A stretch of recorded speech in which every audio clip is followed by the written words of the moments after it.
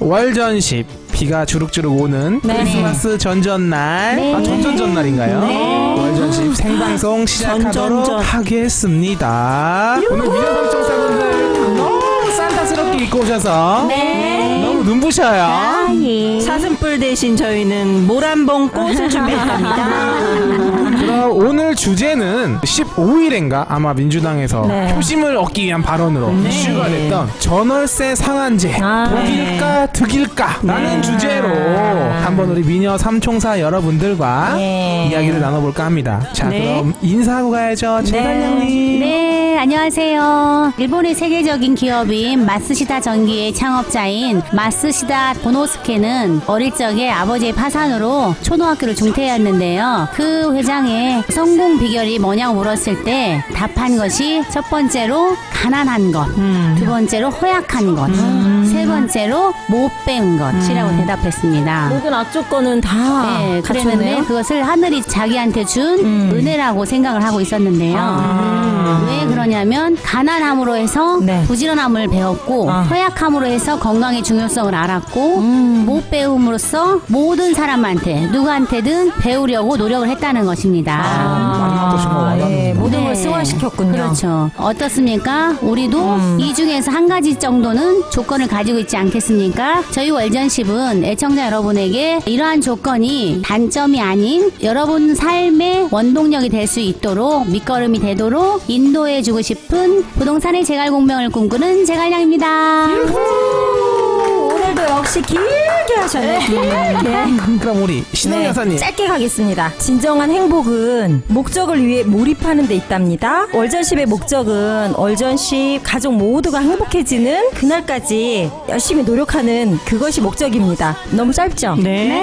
좀 더 할게요. 너답지 않으세요. 조용히 해봐. 그 비오는 수요일엔 빨간 장미를 여러분께 드리고 싶은 신음여사입니다. 사실은 우리 수원 빵채님께서 문자를 한번 주셨어요. 비오는 수요일엔 빨간 장미를 이라는 말씀을. 그래서 제가 인사말에 좀 응용했습니다. 우리 또 빨간 장미만큼이나 열정적인 신음 여사님이 아니시겠습니까? 칭찬이세요.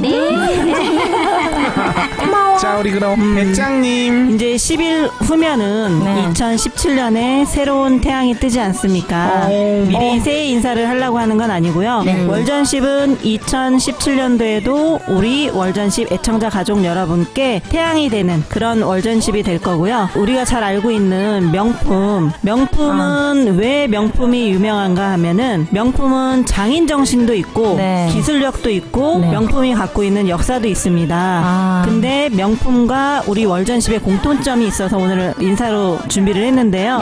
장인 정신은 말 그대로 한 땀 한 땀 바느질을 해서 만들잖아요. 우리 월전십이 애청자 여러분을 한 분 한 분 정성 들여 상담을 해드리고 컨설팅을 해드려서 부동산 재테크를 할 수 있게 해드리는 것도 공통점이고요. 하나는 까먹었네. 괜찮아요. 우린 편집점이 있으니까. 이게 이제 명품이 순간 까먹었어요. 명품이 대중화가 된 게 21세기에 들어오면서 원래는 상류층만 명품을 거의 사용하고 했었는데 21세기에 들어오면서 대중화가 됐어요. 그것도 우리 월전십과 공통점이 있는 게 강남 입성은 아무나 할 수 없는 걸로 아셨던 월전십 가족 여러분이 지금 속속들이 우리 방배동에 재건축도 사고 1억 프로젝트도 하시고 계시죠. 들어오고 계셔서 대중화가 되는 우리 월전십 애청자 가족 여러분께서 강남의 부동산의 대중화에 이미 발을 들여놓으신 거를 축하드리면서 황금 배짱 인사드리겠습니다. 뭔가 마무리가 될 뻔한 기분이었어. 힘들어. 좀 깎아. 근데 땀 났어. 좀에 길었다.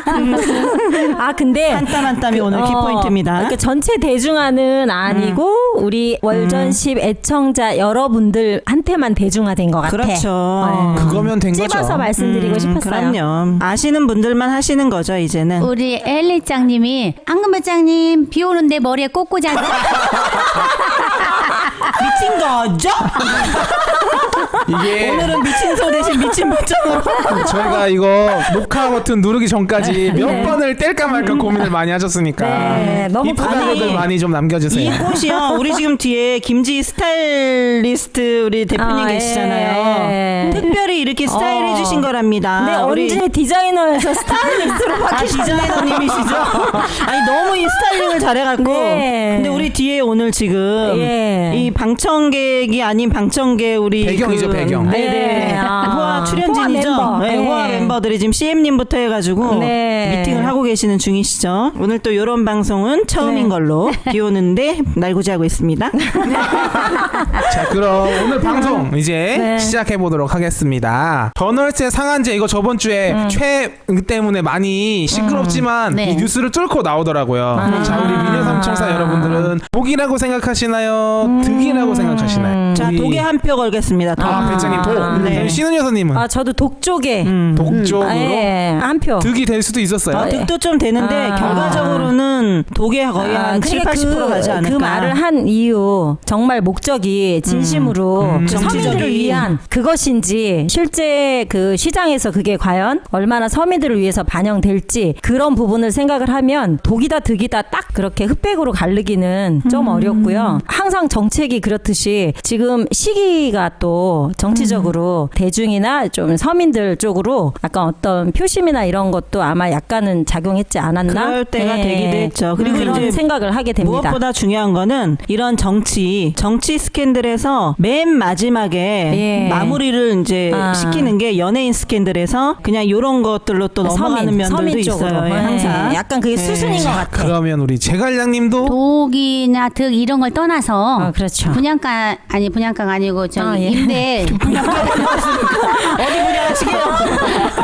오늘도 분양하십니까? 상한제를 네, 하는 네. 이유가 이미 네. 전세가 떨어지고 있어요. 그쵸. 시세가 근데 좀. 굳이 지금 알아서 시장에서 다 반영이 돼가지고 그냥 놔둬도 될 문제를 가지고 이미 떨어진 거를 어떻게 해볼 수가 없는 상황을 다시 그냥 그 문제를 그냥 끄집었을 뿐이에요. 항상 네. 사후 약방문 마냥 네. 그렇게 하고 있는 거예요. 그러니까 그냥 무용지물인 그러니까 정책이랑 떨어지고 있는 마찬가지. 애를 뒤에서 미는 것처럼 미는 방식이 이미 자동으로 놔둬도 떨어지고 있어요. 시장에서 이미- 조절을 하고 있는 네, 중이에요. 강남권에서는 전세 시세가 지금 10% 정도 조정이 들어갔는데 네. 더 놀라운 사실은 그러니까 네. 기사를 도대체 보시는지 안 보시는지 모르겠어요. 아. 그런 걸 내놓으시는 분들이 더 놀라운 사실은 지금 고양시 뭐 양주 김포 이런 데서는요. 심지어 동탄에 네. 3억짜리 전세를 예. 1억 5천에 계약을 해야 되는 상황인데 아. 상한제가 어디 있어요? 전세가가 지금? 3억이었던 네, 3억이 걸. 1억 5천이에요. 2016년 12월부터 저희가 누누이 얘기했다시피 2017년도까지 입주가 네. 이미 거의 한 37만 정도에 나오잖아요. 네. 그럼 그 입주 폭탄이 완전히 이제 대란이거든요. 예. 굳이 뭘 안 해도 알아서 시장에서 자동으로. 다 그렇게 떨어질 수밖에 없어.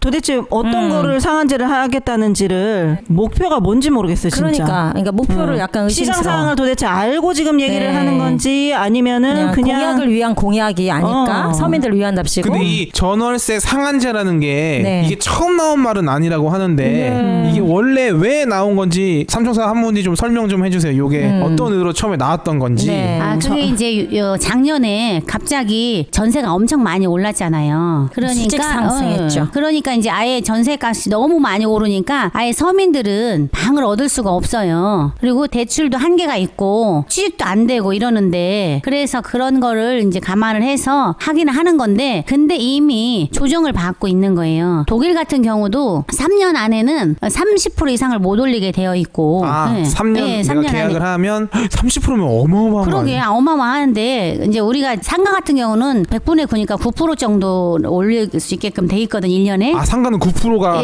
가능한 거예요? 예, 가능하죠. 아. 그리고 뉴욕 같은 경우는 물가 상승률보다 이제 임대료가 더 많이 상승하면 안 되는 걸로 그렇게 해놓고 있어요. 우리나라는 그럼 기준이 뭐예요? 아직은 안 한 거죠. 상한제가 기준이 없어요, 없어요, 아직. 우리나라가. 네. 그래서 이제 해보려고 하는 거예요. 그러니까 그 의도가 나쁜 건 아니에요. 네. 원래 다른 나라들은 이제 선진국, 그 소위 선진국들은 예, 어떤 그럼. 연동되는 지표에 예. 맞춰서 예. 하고는 있네요. 네, 있는데 어차피 시장 원리에 의해서 계속 이제 올라갈 수는 없잖아요. 우리 방배동만 해도 전세 이게 잘 나갔었거든요. 네, 근데 이제 그렇죠. 방 두 칸에 3억까지 올라갔던 것이 지금은 그렇게 안 나가고 네. 2억 5천 2억 5천에서 이렇게까지. 뭐 2억 8천 예. 그 사이에. 예, 신축 조정이 같은 된 경우는 거죠. 그렇고 네. 조금 더 오래된 건물은 그것도 못 받는 거예요. 네. 이쪽은 강남이니까 그렇게 많이 차이는 안 나는데 이미 수도권 외 지역들은 그러니까요. 거의 여기- 이제 네. 반토막으로 나는 경우도 많이 있단 말이에요. 이 부분에서 이제 이 말씀 드리고 싶은데 전세 시장 역시 명품 그 지역과 그 외 지역이 또 나눠지는 그런 네. 상황인 오늘 거예요. 백장님이 말한 근데 명품. 이제 상황이 전세를 한번 보세요. 시세를. 전세가 계속 금액이 올라간 이유는 2008년도 서브프라임 이후로 부동산 거래가 안 됐어요. 그리고 정부에서는 자 이제 더 떨어질 거다. 계속 그런 전망을 2, 3년을 내놨단 말이에요. 그러니 이 서민들이 집을 못 사잖아요. 더 떨어진다는 집을 살 만큼의 용기가 없거든요. 그래서 계속 전세를 예. 2년을 살았어요. 그 다음에도 생각보다 안 떨어졌어. 그리고 또 2년을 살았는데 어라 떨어진 건 아니고 오히려 집값이 조금 꿈틀거리고 조금 올랐으면서 전세금이 더 올랐어요. 그러니까 전세 수요자가 많아졌기 때문에 전세금이 오른 거예요. 네. 근데 그러한 시장 상황을 전혀 고려를 하지 않은 상황에서 임대인들이 전세를 많이 받고 싶다 그래갖고 혼자서 독불장군으로 전세 금액을 높일 수는 없는 거거든요. 네. 왜냐하면 수요하고 공급하고 맞아떨어져야 금액이 형성이 되는 것인데 전세금을 예를 들어서 아파트 같은 경우는 1년에 5천씩 올랐단 말이에요. 2년에 1억씩 올려줬었어요. 그러니까 맞아요. 동작구뿐만 아니라 이제 그 외 지역들도 네. 그 정도까지 올려줬었는데 그렇게까지 올려주고 그 임차인들이 재계약을 한 이유는요. 집값이 떨어질까봐 집을 안 샀기 때문에 울며 겨자 먹기로 전세금을 올려준 거거든요. 그러면은 그거는 주인이 혼자 1억을 올리고 싶다 그래갖고 올리는 거는 아니었거든요. 시장에서 그래서 받쳐줬으니까 네, 예, 그런 형성됐겠죠.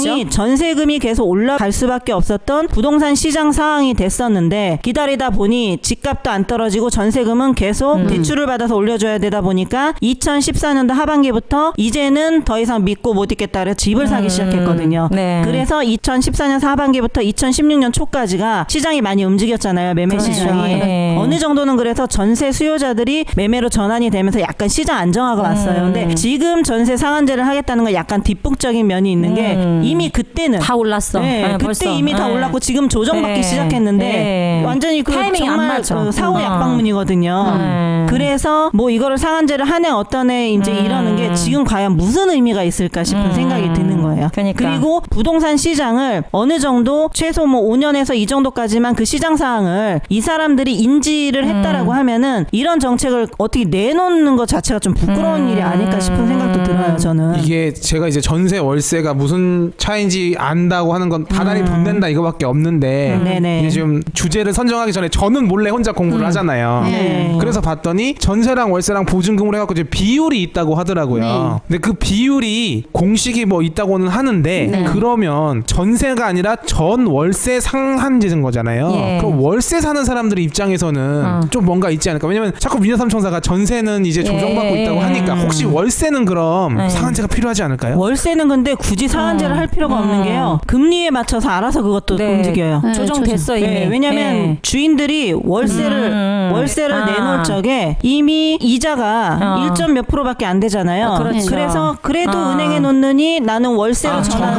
저금이자? 하겠다. 네. 그러니까 예금금리? 예금금리. 워낙 절이다 아, 보니까 예. 저이자다 보니까 나는 돈을 은행에 넣어놓느니 차라리 월세로 3%라도 받겠다 해가지고 맞아요. 지금 이제 예. 천에 30 정도 아니, 책정을 하잖아요. 그러니까 천에 보통 일부였잖아요. 한 3, 4년 전에 70%, 60% 천에 3만 원. 큰일 날 뻔했다. 이렇게 낮아지더니 이제 시중금리가 낮아지니까 3% 네, 5%, 4%, 월세 3% 금액이 만. 좀 클 경우에는 3%까지 떨어졌고 월세 금액이 작을 경우에는 지금 4% 정도 형성하고 있어요. 1,000만 원에 대한 이자. 4%? 월세. 예. 왜냐면 원래는 이제 빌라 같은 경우에 1억에 10만 원 이렇게 했었어요. 근데 아파트 값이 전세 값이 워낙 많이 뛰잖아요. 그냥 1억에서 한 1억 5천, 2억 이렇게 올랐으면 그냥 똑같이 10% 했을 거예요. 은행 이자하고 떠나서. 근데 1억짜리가 뭐 2억에다가 막 이제 막 거의 26평이 반포 같은 건 10억 하잖아요. 네. 근데 전세가. 그거를 전세로 이제 월세로 할 경우에는 네. 얼마를 하겠어요? 일부러 하면은 2억에 800이에요. 그러면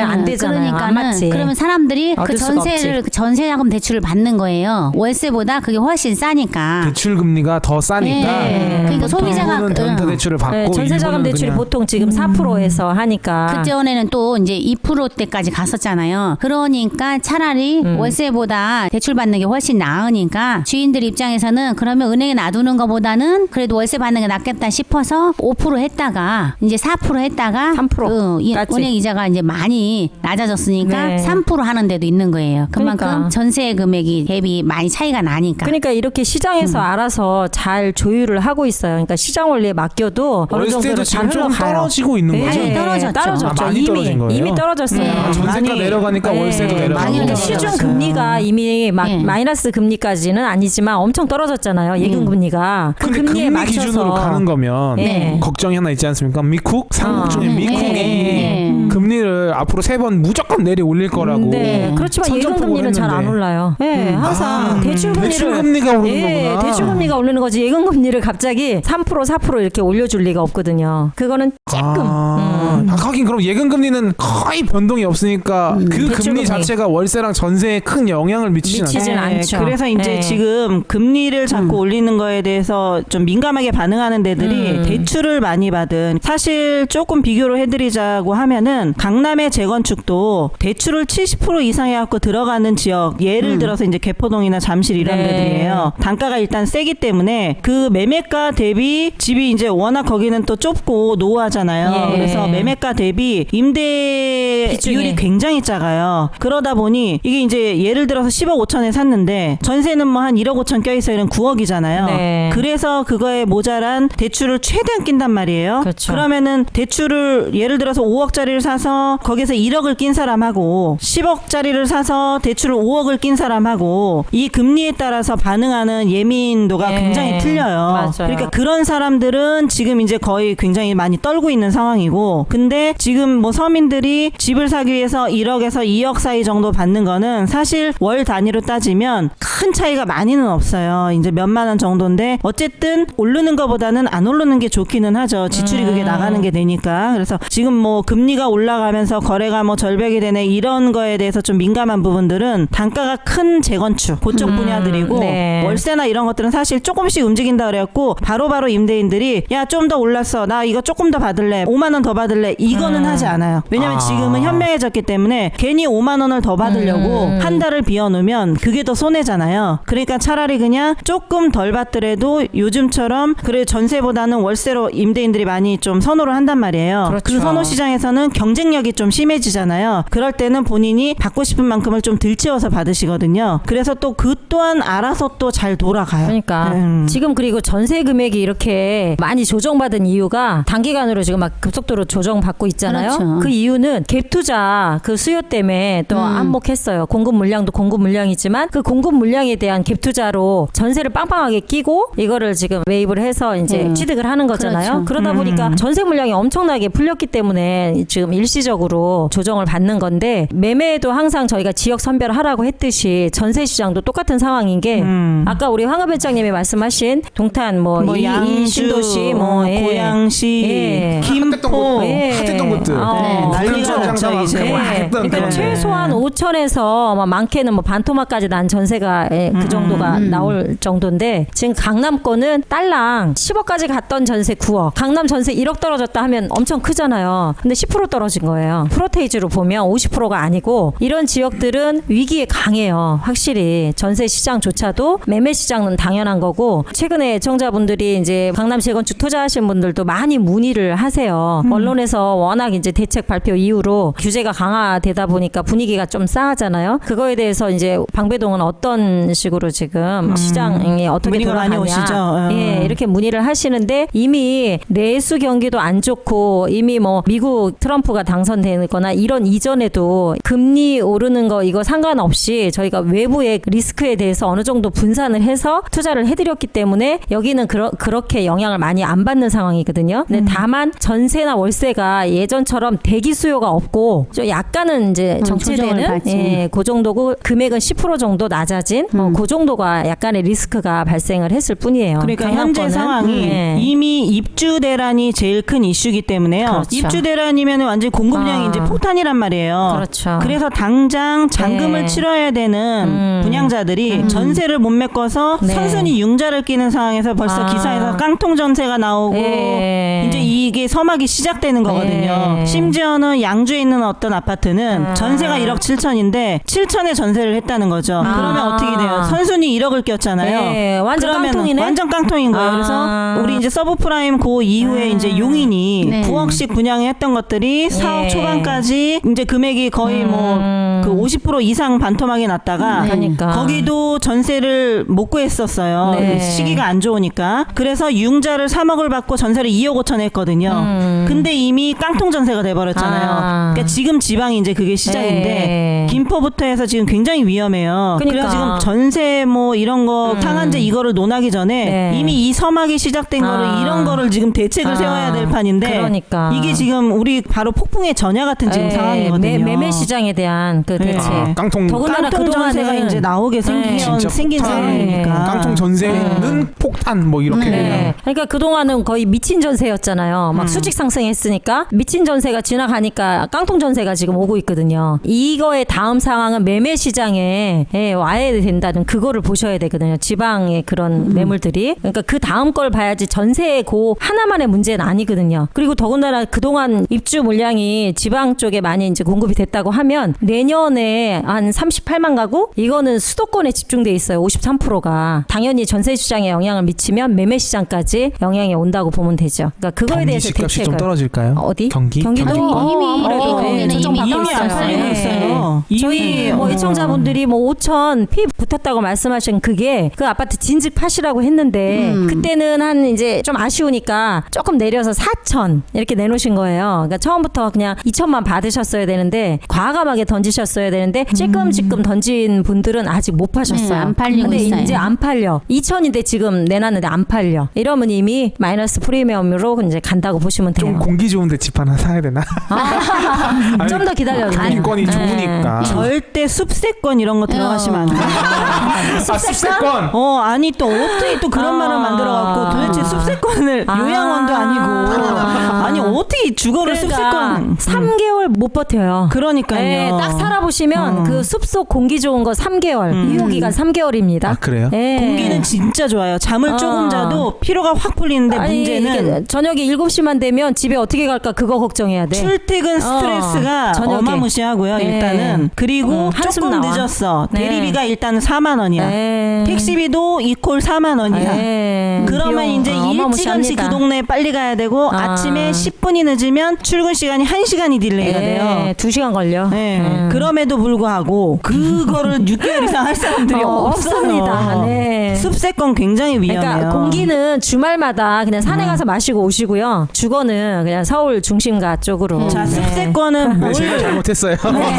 제가 잘못했어요. 여러분. 숲세권은 뭘 얘기하냐면요. 네. 평창동이나 방배동처럼 아, 고급 빌라촌 예. 그런 중심가. 숲세권을 얘기를 하는 네. 것이지. 나무 막 심고. 아니 그러니까 우리 또 1억 프로젝트 우리 그 부지는 숲세권이에요. 그러니까 그런 데가 초록세권인데 강남이고 정말 근데, 오리지널 숲세권이지. 네. 막 지하철역에 내려갖고 한 10분을 마을버스 타고 들어간 저 산 밑에 있는 아파트 400세대 500세대 밤에 이거는 무서워서 못 들어가 집에. 그렇죠. 숲세권이 아니거든. 남자도 무서워. 너무 제가 깜깜해가지고. 안 그래도 제가 저번 주에 동창을 만났는데 숲세권을 얘기하길래 제발 정신 좀 차리라고 그랬어. 거기 가서 뭐 할 거냐고. 할 게 없습니다. 숲을 얘기하니까 네. 도시 이제 건축학에서 위해서 보면 도시들이 우리 이제 뉴욕하고 뉴욕의 맨하탄이나 네. 우리 이제 강남, 테헤란로 이런 데를 비교를 한 게 있어요. 테헤란로는 14선 이상이잖아요. 우리나라는 14선 이상이 되는 게 15개나 된다는 거예요. 근데 뉴욕이나 이런 데는 14선 이상 되는 게 거의 많이 하질 않아요. 왜? 걷고 싶은 거리를 만드는 게 사람들이 북적거려야지 머물고 싶어야지 그 도시가 발전이 되거든요. 그렇지 않으면 14선 이상들은 뭐만 있어요? 차만 있는 거야. 차만 쌩쌩 달려. 그러니까 도시가 형성이 안 된단 말이에요. 네. 사람들이 와야 주변에 상가도 형성이 되고 상가가 형성이 돼야 어때요? 소비가 이루어지잖아요. 그렇죠. 그러니까 살아있는데 네. 살아있질 못하는 거예요. 네. 그래서 이제 어떤 그 건축 계통이 있으신 분이 실험을 했어요.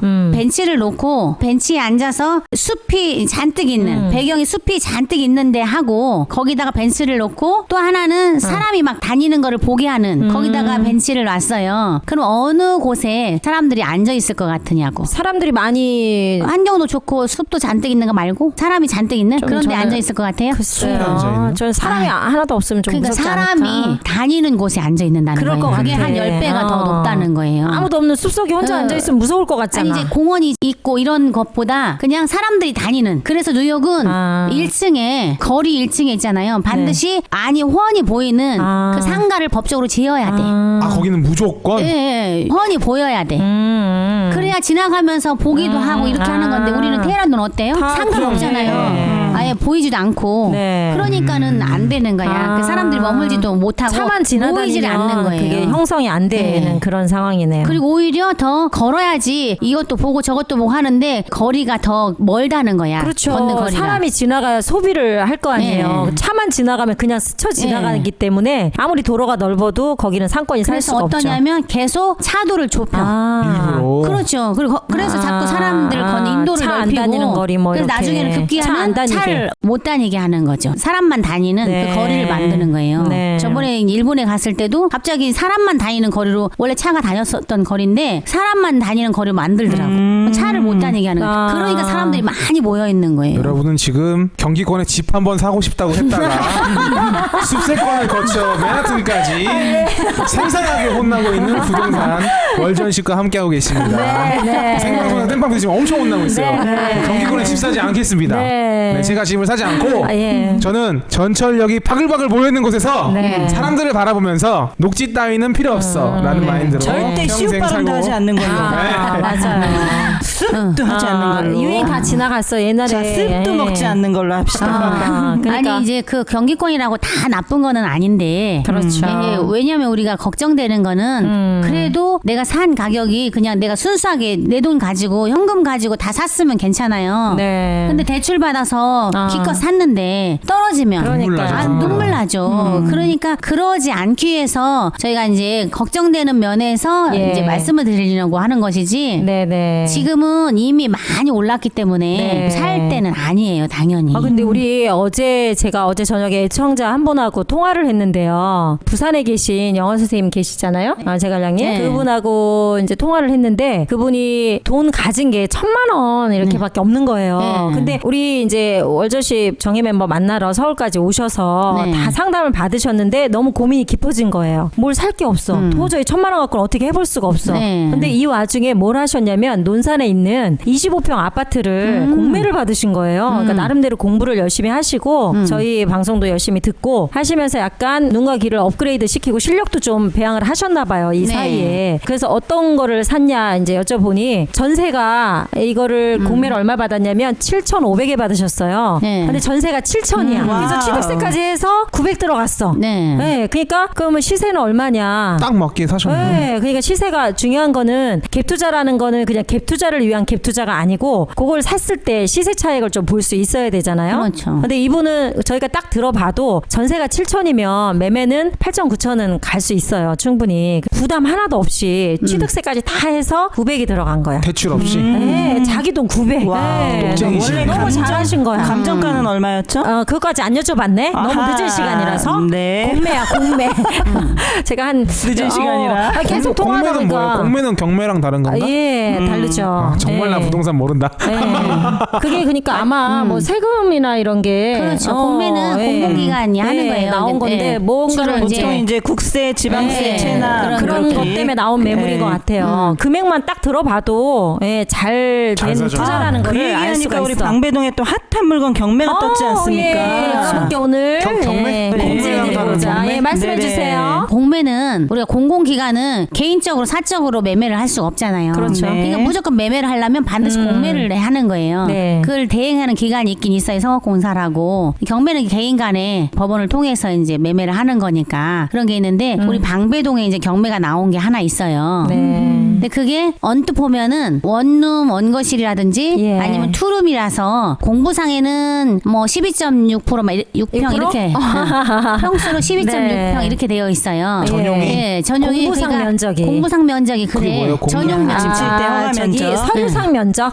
쉽게 발코니 확장 전. 그 왜 그렇게 되냐면 땅은 큰데 용적률이 한계가 있잖아요. 그렇죠. 그 용적률은 이제 연면적에 영향을 받는데 우리가 합법적으로 발코니를 확장을 하는 거는 처음부터 연면적이 안 들어가요. 그러니까 용적률이 우리가 2종 일반 주거지다 하면 그게 이제 200%인데 그 200% 안에 안 들어가 연면적이. 그 연면적 잘은 안에. 모르겠는데 우리 집도 그런 거 아닌가? 그렇죠. 맞죠? 그렇죠. 그러면 공부상에는 전용 면적이 12.6평으로 되어 있다 하더라도 네네. 실제로는 네. 한 17~8평이 되는 거예요. 아주 넓습니다. 그러면 방 3칸을 만들 수 있는 건데 방 3칸을 만들고 거실이 우리 이제 사무실 요 보이는 쪽 이만큼이 되는데도 그냥 방 2칸을 하는 이유는 그때 당시에는 도시형 생활주택이라 해가지고 네네. 원룸으로 한다든지 투룸밖에 못하게 되어 있었어요. 네. 아, 도시형 생활주택 자체 허가가? 예. 그래서 칸막이를 그렇게밖에 못해. 문을 예. 못 닫아. 예. 그래서 중고에 문을 달지. 문이 있으면 룸으로 보고. 네. 근데 남들이 볼 때 원룸인데 3억 5천이면 엄청 비싸 보이잖아요. 아, 그때 당시에 심지어 처음 태어날 때 얘 히스토리를 알고 있거든요, 저희가. 태어날 때? 얘 태어날 때부터. 지금 경매물건의 히스토리. 얘 태어날 때부터 알고 있는데 외관도 굉장히 멋있어요. 예. 이거 막 잡아라 신경 써서 잘 지은 집이에요. 멋지게 지었는데 내부 봤을 때 저희가 좀 충격받았던 게 그때 당시에 원룸 원거실인데 면적이 아무리 크더라도 분양가 얼마였냐면 4억 7천. 4억 그 7천이요. 2013년도였나요? 2012년도에 네. 12년도. 4억 7천? 네, 그래서 저희가 왜 이렇게 비싸? 말도 안 되는 금액이라고 이제 시장도 안 좋은데. 그랬었죠. 근데 그 건물 자체가 네. 굉장히 럭셔리했어요. 그 예, 동네에서는 우리 규모도 이제 크고. 내방역하고 광배역에서 한 5분 이내의 거리거든요. 예. 사이에요. 약간 사이에. 입지가 좋아요. 그러니까 8m, 6m 도로를. 이제 코너 땅인데 정남이랑 일단 도로. 럭셔리한 거야. 사람들이 그 모델하우스에 그때 예. 많이 구경하기를 오셨죠. 하루에 몇백 명씩 구경하러 왔었어요. 광고도 어마어마하게 했고. 그랬는데 우리가 볼 때는 원룸 원거실은 투룸이어도 네. 한계가 있다고 생각해서 우리는 그거를 안 그렇죠. 해줬었거든요. 예, 맞습니다. 아니 일단 또 너무 비싸서 근데 그거를 4억 어떻게 7천이면 개조를 한다고 하더라도 사억 너무 7천. 비싸서 너무 비싸서 그랬는데 쓰리룸 그게 가격이었잖아요. 어떤 이제 법인체에서 네. 3억 5천에 일괄적으로 다 샀어요. 한 번에. 한 번에 통으로. 네. 와. 3억 5천에 그렇게 돈 있고 싶다. 세대당 그렇게 샀는데 근데 파산했습니다. 그게 파산해가지고 그래서 경매나. 네. 그렇죠. 빙고. 그 사람이 이제 파산해서 네. 그 회사가 나온 건데 예. 일단 더 핫한 거는 전세가 3억이에요. 지금 자, 근데 최저가. 감정가 얼마 나왔죠? 최저가 얼마지 지금? 감정가는 3억 6천, 3억 6천, 3억 5천 이렇게 나왔는데 네. 지금 한 번 떨어져서 2억 9천 얼마 이렇게 200, 나와요. 2억 9천. 전세가 3억인데 네, 2억 2억 9천? 9천. 예. 아니 그렇지만 너무 최저가를 쓰면 낙찰 못 낙찰을 받습니다. 못 왜냐면 왜냐면- 내게 안 돼요. 예, 그러면 그거는 적당히 어차피 써야지. 선순위 세입자가 있어요. 3억에. 예. 그러니까 내가 2억 9천을 받는다 하더라도 세입자를 3억에 맞춰줘야 되는 거야. 그럴 바에는 내가 처음부터 3억 이상을 쓰는 게 나아요.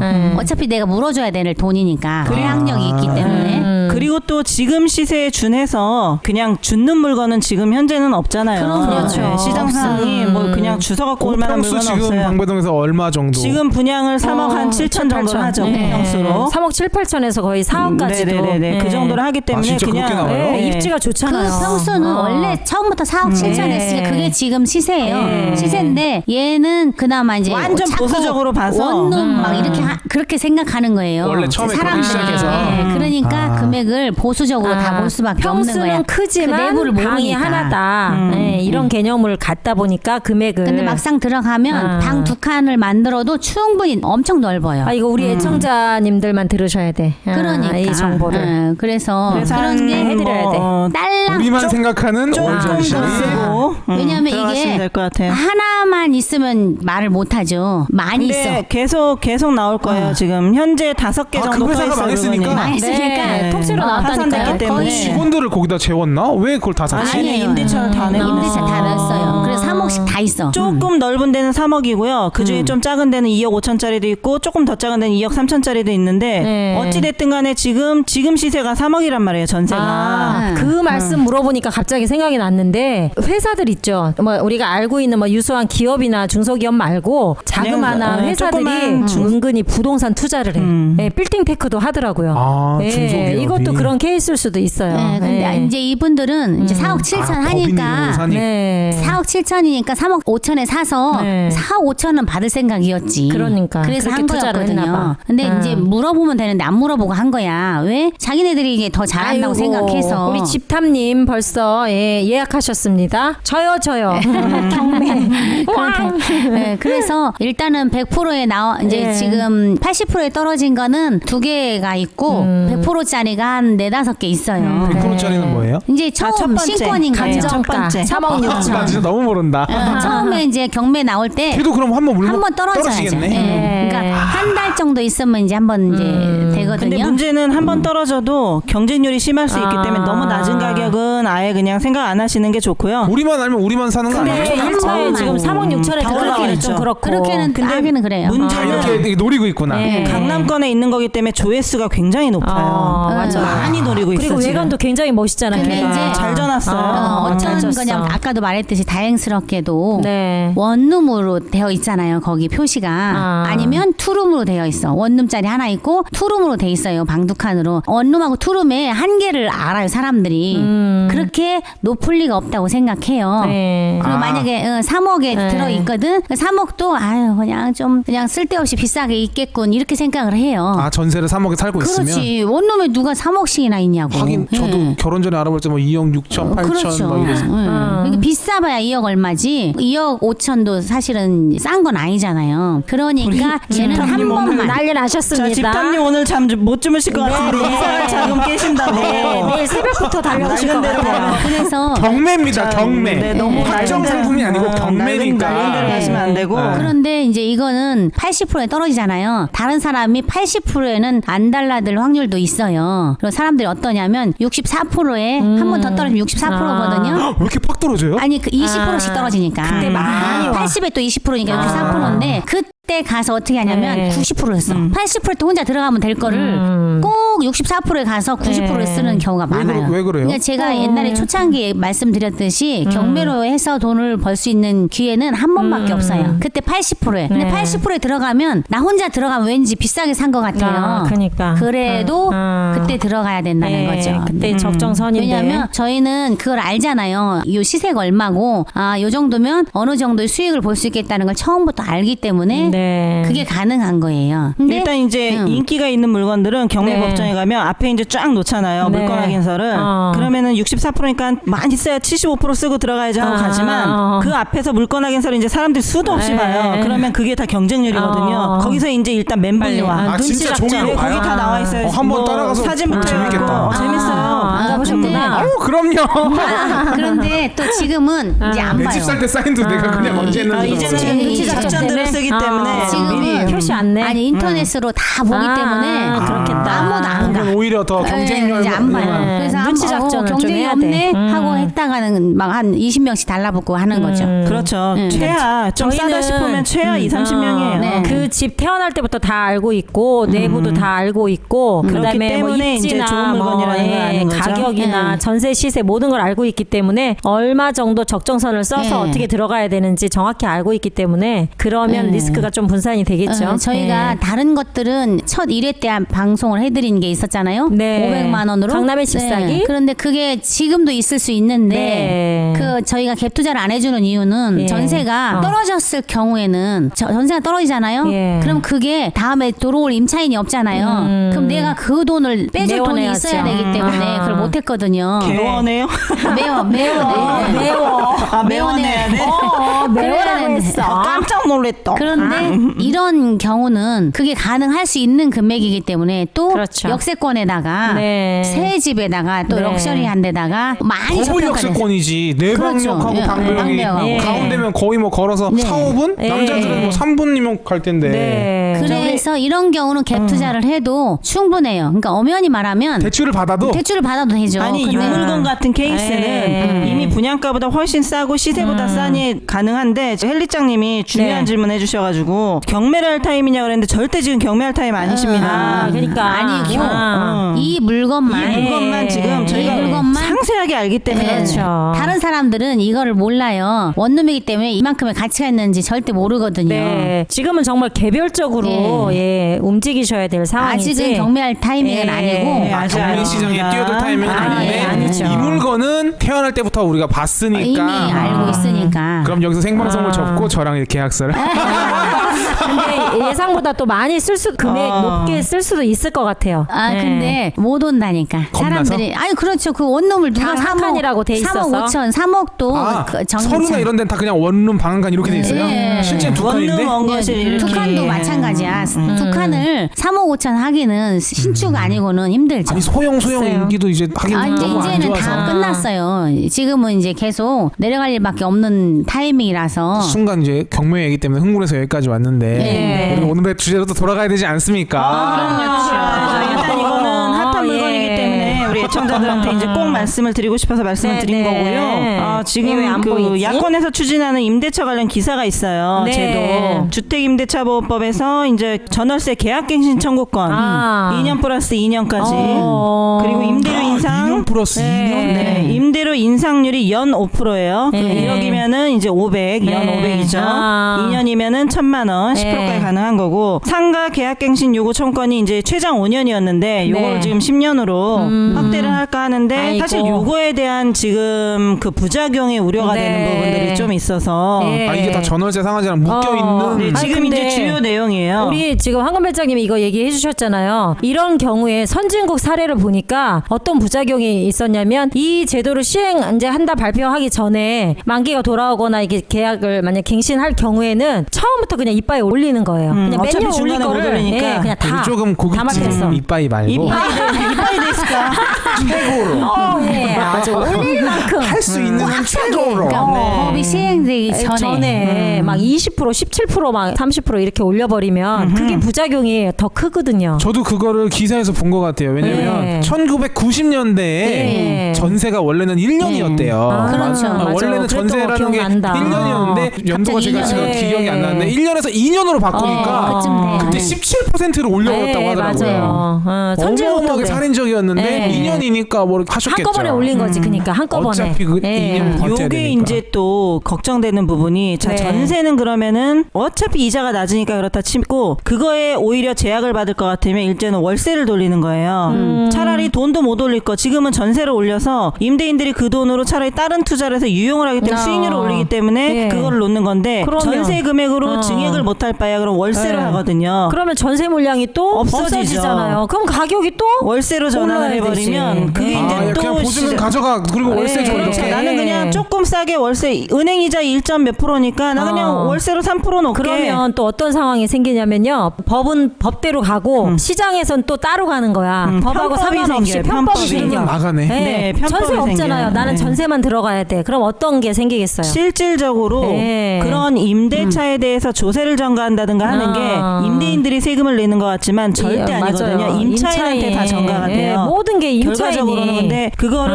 울며 겨자 먹기로 할 수밖에 없는 네. 거는 약자들이거든요. 그러니까요. 근데 이제 이 중에서 제일 이제 조금 많이 우려가 되는 게 상가 임대차 5년인데 10년으로 갔잖아요. 예. 기존의 임차인이 10년이 됐어. 이제 더 이상 계약갱신을 안 해줘요. 그렇죠. 근데 주인은 10년 동안 참았어. 못 올리고. 그냥 엄청 이 사람은 올리지. 역세권의 권리금을 아. 3억을 주고 들어갔단 말이에요. 10년 못 올린 거를 한 방에 아. 2배 더블로 올려버려. 무조건 원래 나가야겠네. 월세가 300인데 자 나는 이제 500 받을 거야. 음. 근데 이 사람은 3억을 주고 들어갔어요. 누가 500을 월세를 주고 새로운 임차인이 들어오지 않아요. 그럼 이 사람은 자기 권리금에 자기 살을 깎아내겠죠. 그래서 주인들은 이렇게든 저렇게든 어떻게든 할 수는 있는데 결과적으로는 피해보는 임차인들이 피해자가 돼요. 맞아요. 그래서 이런 것들이 함부로 손대면 안 되는 거야. 네. 시장의 논리는 아니 제가 이거를 또 제일 찾다가 문제되네. 뭘 봤냐면 이 사람들이 주장하는 게 전월세 상한제를 해야 된다 뭐 이런 얘기가 아니라 전월세 동결을 통해서 일시적인 긴급 조치를 하자예요. 아이고.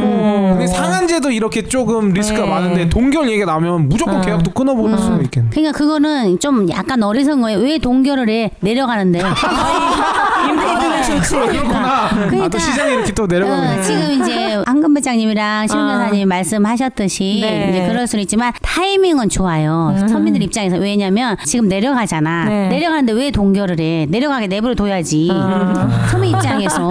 지금 떨어지고 그러니까 있는데 지금 뒤에서 밀고 하한제를 있는 잡아주고 거야. 계십니다. 네. 지금 우리 정부는. 오히려. 그러니까 그렇구나. 그 지금 내려가고 있는 거니까 지금 하는 거는 괜찮아요. 아주 적절한 우리가 지적이시네요. 지금 이 대선이나 이런 걸 보고 하지 말고 그러니까. 그냥 정말 서민들을 위해서 하면 되거든요. 네. 그러면 이제 훗날을 생각해서 하면 돼요. 지금은 월세를 돌리고 싶어도 돈이 없으니까 전세 놓는 거거든. 그렇죠. 안 그러면 돈이 돈이 많으면 필요하니까. 참으면 돼요. 월세 할 때까지. 난 죽어도 월세만 넣으면 되거든. 10년씩 비워놓고 있으면 그런 임대인 있어요. 그런 게 건물 있잖아요. 통으로 내 거인 사람. 예, 아니 여기 보통 그러기 쉽지 않은데 우리 방배동에도 10년째 세를 안 놓는 사람이 있어요. 100만 원 더 받으려고. 10년째? 지금. 그러니까 자기 대단하시네, 건물의 진짜. 가치를 함부로 네. 떨어뜨리지 않아요. 네, 근데- 그분은 그것만 갖고 있는 게 아니거든요. 그러니까 이제 여유가 우리가 있어. 월세가 조금 센 이유가 뭐냐면 네. 지금 스타벅스 같은 경우가 네. 이제 뉴욕하고 우리하고 비교를 해본 게 있는데 스타벅스는 커피값이 더 비싸잖아요. 예. 그런데 영업이익이 떨어진다는 거야. 왜 그런가 했더니 한국은 특히 뉴욕 같은 데 하고 우리나라 홍대 있는 쪽 있잖아요. 세가 똑같아. 근데 뉴욕이 스타벅스 값이 커피 값이 더 싸더라고. 우리나라보다. 왜 그래요? 그러니까 뉴욕 이제 가서 뉴욕 거 관세 뉴욕 부분도 못 있는 가봐서. 뉴욕을 발음이 못 막 가봐서. 꺾여. 뉴욕을 못 그러니까 가봐서. 월세가 굉장히 센 거예요. 거죠. 우리. 그러니까 우리나라 결론은 월세가 예. 센 거다. 그리고 거기 보면 계속 이제 커피숍 이런 데이 어마어마하게 많은 거예요. 자고 일어나면 네. 해. 생기는 게 커피숍밖에 그러면 없죠. 어떻게 제삿깎기를 하는 거예요. 그러니까 이런 사람들이 말하는 데가 예. 월세나 이렇게 해서 상가 건물 좀 잘 되고 있는 지역만 보고 자꾸 네. 근시안적으로 네. 여기 힘드니까 상한제 해야 돼 뭐 이런 거랑 똑같은 거네요. 안 들어오면 되는데 이제 들어오는 거야. 장사가 근데 또 그 되니까. 역세권, 초역세권 막 코너에 있는 스타벅스나 이런 애들은 거의 개인이 아니고요. 그냥 안테나 매장이에요. 본사에. 그렇죠. 왜냐면 프랜차이즈나 이런 걸 유치하기 위해서 거기서 하고 있는 거지. 아 그거 직영점을 안테나 매장이라고 거의 표현하는구나. 안테나 매장이에요. 왜냐면 나 순간 안테나 아니, 매장이 뭐지? 월세 3천만 원, 5천만 원 내고 뭐가 남겠어요. 그러니까 걔네들은 프랜차이즈를 하기 때문에 사업 아이템 때문에 그렇게 하는 거고 일반 개인들은 그거 들어가기 어려워요. 그리고 심지어 최근에 경기 안 좋다 보니까 대기업들도 그 신사역 사거리에 있는 스타벅스인가 타멘탐스였나 스타벅스였나 철수하더라고요. 스타벅스가 철수하는 건 흔치 않으니까 네. 좀 그러니까 알아봐야겠네. 월세 뭐 거의 이제 어마무시하니까. 이제는 뭐 커피가 이제 워낙 많으니까 그동안 네. 몇 년 동안 호황을 누렸잖아요. 근데 네. 문제는 홍대 같은 경우는 지금 서울의 최대 상권이에요. 네. 그렇죠. 강남역하고 거의 뭐 강남역보다 맞먹죠. 더 이제 네. 그 세다고 할 정도의 홍대 같은 경우 최대 상권인데 대학이 몇 개 문제는 몰려 있어. 우리나라 임차인들이 문제가 아니에요. 네. 홍대는 이미 중국 사람들이 아. 메인 거리들을 다 선점을 해버렸거든요. 맞아요. 대륙은 돈의 힘이 있어서 네. 권리 7억 8억 주고 들어가요. 부동산도 싹쓸이 버전으로 네. 그냥 네. 권리 깎아달라 뭐하라 재지도 않아. 결론은 그런 거를 이런 뭐 정책적인 이런 부분들을 좀 제대로 디테일하게 못하고 네. 그냥 바로 눈앞에 것들을 이렇게 하면은 결국은 우리 상권은 다 그냥 뺏기는 거지. 거야 사실은. 그러니까 한 3년 전에 네. 2년 전이에요. 2014년도에 홍대 쪽을 가봤는데 거기 공항철도 들어오는데 홍대요. 홍대 전철역 그 옆에 공항철도 들어오는 그 바로 옆에가 기사식당 거리라고 있었어요.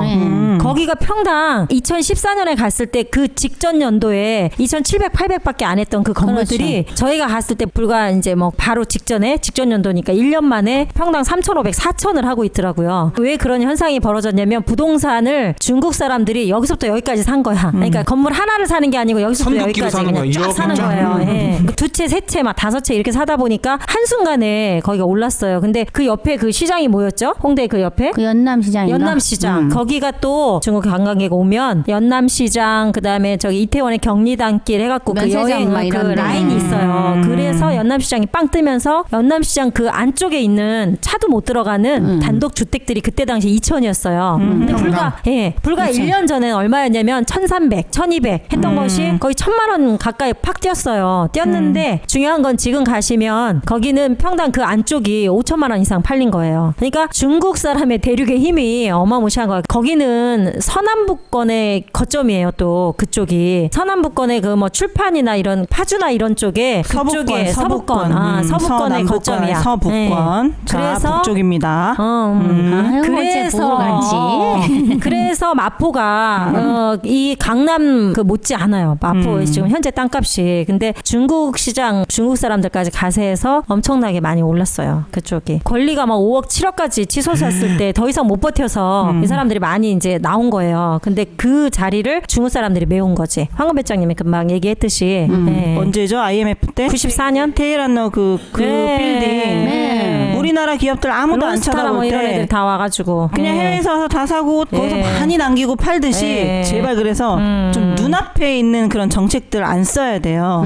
이게 우리나라 사람들이 벌어야 될 돈들을 해외에서 와가지고 다 돈을 벌고 그냥 먹튀하는 거잖아요. 그러니까 그게 누구 좋은 일을 시키려고 하는 정책인지 맨날 서민들 생각한다고 하지만 오히려 서민들을 서민의 틀을 못 끼게 하는 정책을 쓰고 있는 거야. 도약을 하게 그건 좀 해줘야 무섭다. 되는데 무서운 거예요. 왜 우리나라가 어렸을 때부터 애들 경제 공부를 안 시키냐면 경제를 너무 잘하면 안 돼. 선진국 영국 이런 데들은 어렸을 때부터 경제 공부를 시켜요. 왜냐? 기득권들이 계속 돈을 벌어야 되기 때문에 그런 부분도 있을 거란 말이에요. 많이 알면 안 돼. 그러니까는 좀 어느 정도 정말 도움이 되는 그런 길잡이를 해줘야 되는데 그래서 법 용어가 네. 엄청 어렵잖아. 쭉 읽어보면 한참 읽다 보면 머리가 멍해져. 이게 변호사들도 도대체 자기가 무슨 얘기인지 잘 뭔 모르겠네요. 말인지를 몰라야 돼. 그러니까 모르게 하려고 그렇게 어렵게. 법정 자체가 이제 그러하지 아니함을 아니하다 할 수 있고 막 이런 식이야. 읽다 보면 두 번째 머리가 꼬여.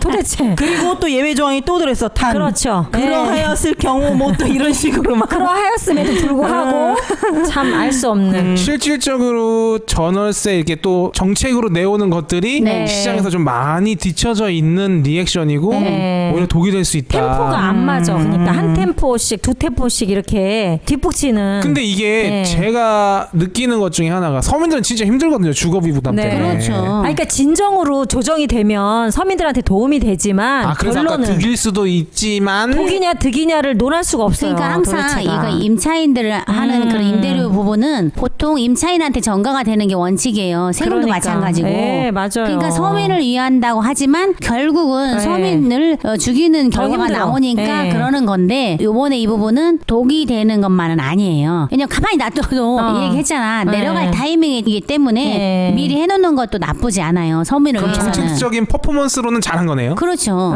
잘 주워 먹은 거네. 네, 잘 주워 먹은 거야. 그냥 가만히 놔둬도 조정을 받고 있는데 알아서 네. 내려가고 있다니까요. 내려가고 있는데 뭔 동결을 시켜. 내려가게 내버려둬야지.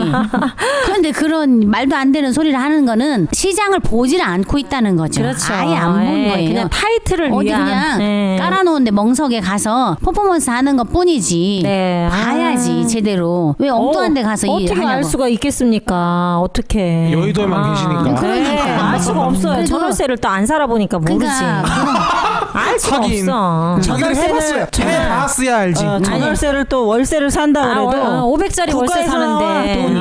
맞아. 본인이 지급을 안 지 하니까 돈이 어떻게 아니야. 알아. 그러니까 민감할 이유가 없잖아요. 우리 또 이 저기 방배동에 사시다가 쫄로 네. 들어가신 분 있으시죠? 네. 본인이 월세를 내고 살지 않았기 때문에 아, 그렇죠. 월세자에도 누구예요? 그 저기 시장님. 우리 아, 네네. 서울 시장님. 네, 그렇죠. 요즘 한창 바쁘신. 네. 그러니까 내 돈이 아닐 때는 막 그거 뭐야 자동차 기름도 내 돈으로 안 넣을 때 팍팍 넣고 그냥 막 다니잖아. 회사 거면 회사 카드는. 나는 그래 본 적이 없어가지고. 그렇듯이. 근데 사실 어떠한 정책이 나오더라도 네. 우리 국민들이 현명해야 네. 그 정책을 잘 이용을 할 수 있어요. 네. 지금처럼 이게 이제 독이 되는지 득이 되는지 모르지만 어찌 됐든 간에 서민들이 월세를 계약하려고 하든 아니면 점포를 계약하려고 하든 네. 일단 점포 상가에서는 아무리 임대차 보호법이 특별법으로 막아주고 있다고 해도 임차인들은 최대 약자예요. 완전히 슈퍼 을 약자예요. 아, 왜냐하면 맞아요. 임대인들이 특약 조항을 한 10가지를 붙여요. 그렇죠. 정말 옴짝달싹 네, 못하게 특약 조항을 맞습니다. 붙임에도 불구하고 네. 장사를 하시는 분들은 어떻게 해야 돼요? 난 장사를 해야 되기 때문에 저길 꼭 들어가야 되거든요. 그래서 울며 겨자 먹기로 계약을 하시는 90% 이상이고 그나마 주거는 그래도 월세 물건들이 좀 있다라고 하면 이분들이 이제 선택을 하는데 네. 그조차도 금액을 좀 싸게 준다든가 했을 때는 그것도 이제 본인들이 다 100% 유리 유리한 조항만을 또 선택해갖고 못 들어가시잖아요. 네, 네. 그래서 이제 모르고 당하시는 경우는 없어야 되니까 정책도 잘 아셔야 되고 그리고 이런 일반적인 계약 사항도 좀 꼼꼼하게 따지셔서 좀 모르고 이렇게 불이익을 당하시는 분들이 없었으면 좋겠어요. 그래서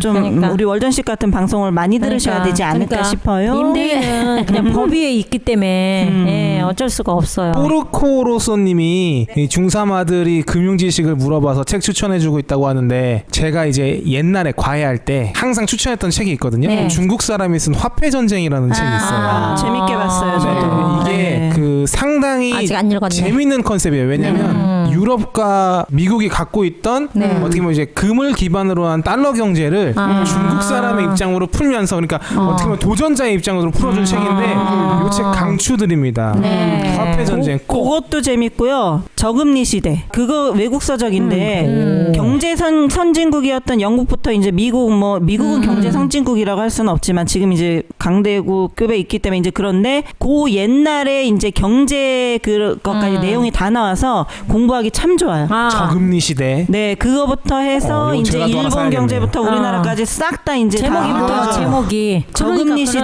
저금리 시대였던 것 같아요. 결국에는 계속 공부를 안 하면 네. 내가 물려줄 수 있는 수준으로만 계속 물려주면 이제 나를 그렇죠. 뛰어넘을 수가 없으니까 계속 자녀분들에게는 예. 월저씨 아카데미를 만들어서라도 예, 그 더 교육 좋은 얘기를 하니까 갑자기 또 우리 유경별님 유경별님 오셨는데 조금 안타까운 게 그 유경별님은 굉장히 이제 저희 방송 듣고 부동산 투자에 대해서 이제 긍정적인 마인드로 저희가 또 하고 선별을 싶죠. 해드리지 않습니까? 그래서 너무 하고 싶어서 이제 막 마음을 졸이고 계신데 부모님의 지인분이 방배동에 오래 사셨다는 이유로 방배동에 오래 30년 사셨대요. 근데 그분이 너무 이제 오래만 많이 사셨죠. 올려가지고. 잘 모르시잖아요. 모르시는데 그분 말씀을 듣고 또 반대를 금액이 또 너무 하시는 올라가지고 거야. 예, 힘들다고. 사면 안 된다라고 예. 말씀하셨대요. 근데 예, 참 이 안타까워. 강남은 예. 어떠냐면 그 안금 배장님은 거기 청담동에 네. 한 동짜리 아파트 있잖아요. 예. 그러니까요. 이게 강남이 한 동짜리 섣부르게 아파트가 판단하시면 그게 안 돼. 아파트가 아니 뭔 일 아니잖아요. 있었나 했는데 이제 뭔 일 있었죠?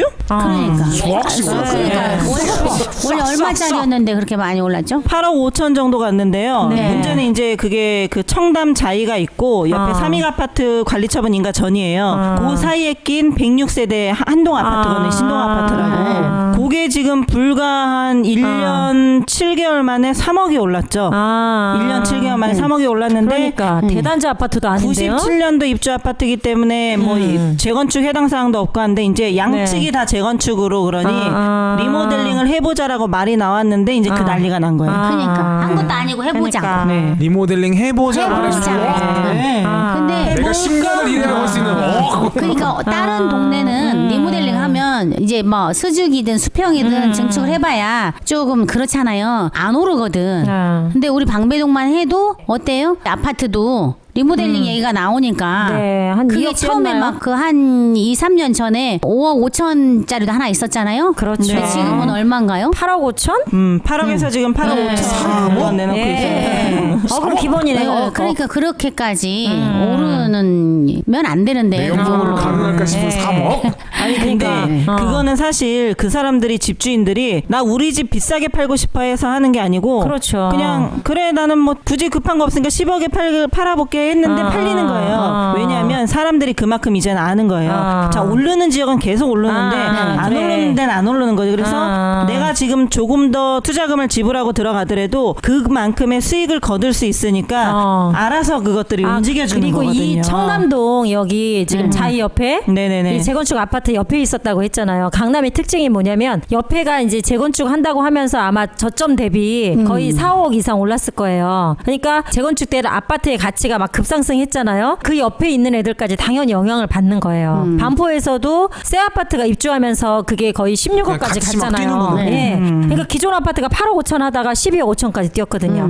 그러니까 같이 가는 거야. 같이 가고. 예. 지방의 특징은 뭐예요? 옆에가 따로 놀아. 아파트가 이제 새로 이제 입주돼. 그럼 새 기존 게 아파트만. 떨어져. 일로 다 옮겨가기 때문에. 그러니까 강남하고 좋은 거 왔으니까 더. 예, 걔는 떨어져. 근데 강남은 옆에가 오르잖아. 그럼 나도 올라. 그 지방 같은 예. 경우는 그게 일단 만약에 특징이야. 새로운 도심이 구도심이 생기잖아요. 네. 구도심은 바로 죽어요. 죽었어. 완전히. 그렇게 되는 같이 살아나지를 못해요. 그러니까. 지금 지방에 있는 예. 분양 이런 것도 다 어떻게 보면 폭탄들이네요, 그냥. 그렇죠. 그쪽은 또 쏠리면 또 다른 데 다 죽을 거니까. 네. 그래서 많이. 지금 강남도 이제 많이 이제 오른 건 사실이잖아요. 네. 조정은 받을 수밖에 없는 게 이제 내년부터 이제 DTI를 넘어서 네. DSR을 또 할 예정이잖아요. DSR은 또 뭐예요? 뭐의 약자인가요? DSR은 뎁 서비스 R이니까 레이시오. 그러니까 이제 원래는 상환 비율이에요. 그리고 DTI 하면 그건 이제 그 부채 상환 비율이거든요. 네. 근데 DSR은 옛날에는 이자만 냈잖아요. 네. 이제 내년부터는 네. 원금하고 이자하고 합쳐서 내는 걸 그 비율로 정해주는 거예요. 네네. 그러면은 부담이 또 부담이 크죠. 훨씬 크잖아요. 수입이 크지 않으면 할 수가 수입이 없어요. 크지 않으면 이제 못 대출도 버텨. 안 해준다는 안 해준다는 소리예요. 얘기예요. 결론은. 근데 더 중요한 건 뭐냐면 DTI는 그냥 그 여기 담보면은 그 담보에 대한 것만 하는 거거든요. 얘는 나의 다른 거 신용대출, 카드 뭐 이런 거 물건 다 평가가 나에 대한 합쳐서 평가. 합쳐서 DSR을 맞추는 거예요. 네. 그러니까 없어. 그러니까 점점 결국에는 대출 규제죠. 대출 금액이 줄어들어요. 돈 있는 사람만 못 집 사야 받는다는 돼. 얘기야. 네. 그러면 금리는 인상이 됐겠다.